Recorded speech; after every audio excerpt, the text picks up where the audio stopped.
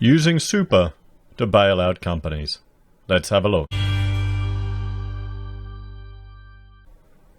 Hello everyone, Florian.Heise here, and welcome to another episode of HeiseSays. I have my Saturday stein of coffee, unfortunately, and I thought we'd have a look at this article sent to me by a viewer from Bloomberg, discussing comments by a good Prime Minister regarding the potential for super or pension fund company to fund company bailouts. Let's just dwell on that for a moment. Okay, pension funds, or pensions, to fund company bailouts. We call it super here in Australia, superannuation. We're required by law to have a portion of our wages put into super from when you're working your whole life. You know, and they're different funds. Some of them are union controlled, some of them are bank controlled. You can set up your own fund, but there's additional costs associated with that, and usually it is a headache and a bit of a pain. One thing I found quite frustrating being an employer is that a lot of the young people didn't appreciate that whatever you paid them, there was still a big chunk of money that they didn't see or they didn't realize that was going into super. And I would often tell some of the young staff, which I know technically I couldn't tell them, I said, think about it. When you pick your fund at this time, your younger age, you may, particularly when you're working somewhere, you want to be able to, you want to check it and see where it's going. I put mine in my bank just so I could see it, so I could see that money. So I realized that was my money. Particularly with the younger guys, I had friends working for other architects as students. Their super hadn't been paid for months and months and months because, you just have to pay it every quarter, and it's frustrating because I prefer people have access to all their own money and it's completely voluntary. But people won't save. Then I'd prefer that workers got the money themselves and had to pay it themselves into it. But then again, that wouldn't happen either. So it's all coming down to parental responsibility put onto the employer in some regards. Nevertheless, let's have a look at this. You want your super funds bailing out companies, guys. You want them. I mean, that's the new thing around the world now. Bailouts left, right, and center. Virgin's wanting a bailout. Everyone's wanting a bailout. Don't worry, guys. It's just your future labor that you have to do to generate money to pay your taxes. That's all it is. That's all these bailouts are. In some ways, I'd rather these companies go under and then new ones emerge from the remains. But maybe that's a little bit too, insensitive in today's soft, cushy, safe space world. Australia's Prime Minister Scott Morrison wants the nation's pensions funds to take more action to cushion the blow from the illness crisis. In an interview with the Australian Broadcasting Corporation's 7:30 program on Thursday night, Morrison said the nation's $2.95 trillion pension pot should be used to bail out companies, as the government is not the only economic actor in this event. But how much of that 2.95 trillion is invested into infrastructure or things that can't be liquidated as easier? How much of it is invested in the retail sector, which is going to get in trouble? In shopping centres? Do you think shopping centres are going to return the same as in the past? And that's malls to Americans. I'd like to see the industry and broader superannuation funds playing a more active role in dealing with the economic issues that we're dealing with at the moment, he said. The plea comes as Australia begins pumping an unprecedented amount of stimulus into the economy in a bid to avert falling into a crippling long-term recession.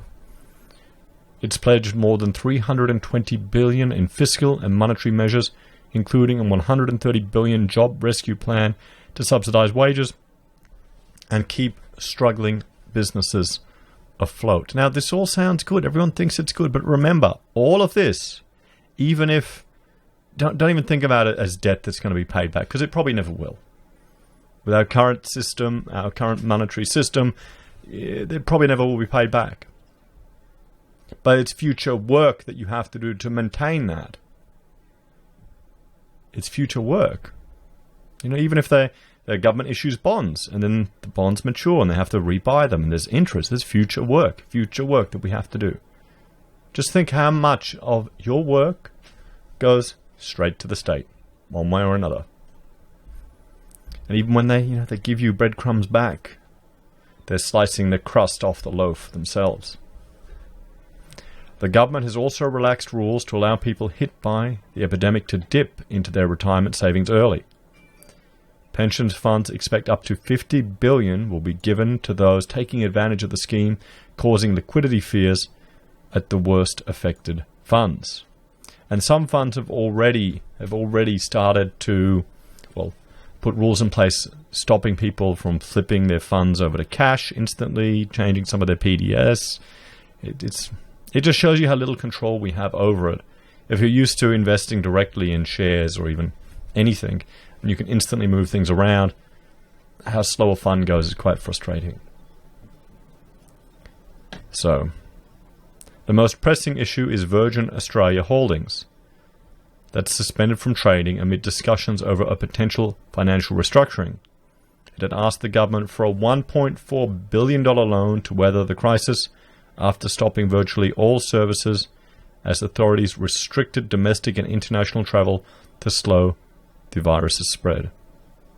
While the government wants two commercially viable airlines, which would include Virgin's main Australian competitor Qantas Airways, Morrison said it will only offer support on an industry-wide basis and won't get in the way of a commercial solution. Instead, pension funds, including TWU Super, the scheme that looks after $5.5 billion in retirement savings for transport and logistic workers, should recapitalize the airline, he said.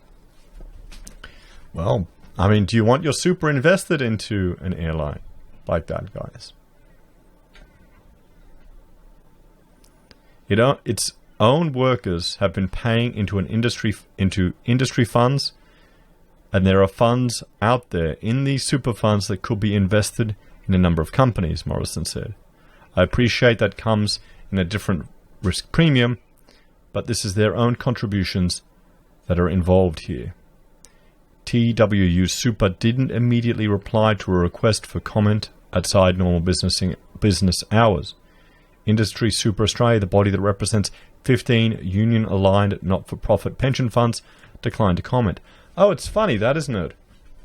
That the union-controlled super funds declined to comment. Probably because they're investing in huge infrastructure. Wouldn't dare risk investing. I mean, running a super fund is different to running a real business. There's different challenges. Running a union is different to running a real business. These are cartels, guys. These are cartels. We did some work for Work Cover here in Queensland, some fit-outs years ago when we first started. And I remember one of the members from that organisation was on LinkedIn, and he thought, because I made some quite critical comments in one of my videos, and I share them on LinkedIn, and he thought I was joking. And I thought it was quite funny, because he was with the Institute of Directors, and going from one organisation to another organisation, it's different experience to running a small business.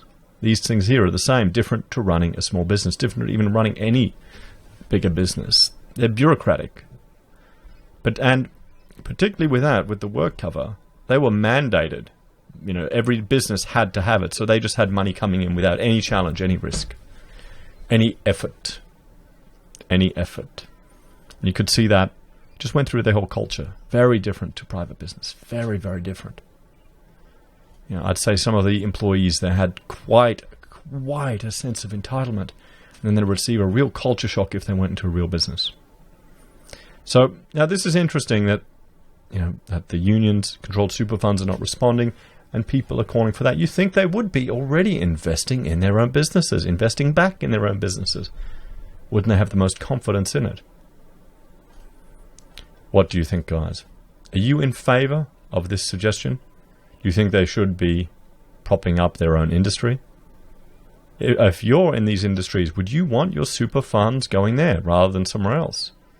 Would you want your super being used for this rather than government debt that is spread to everyone?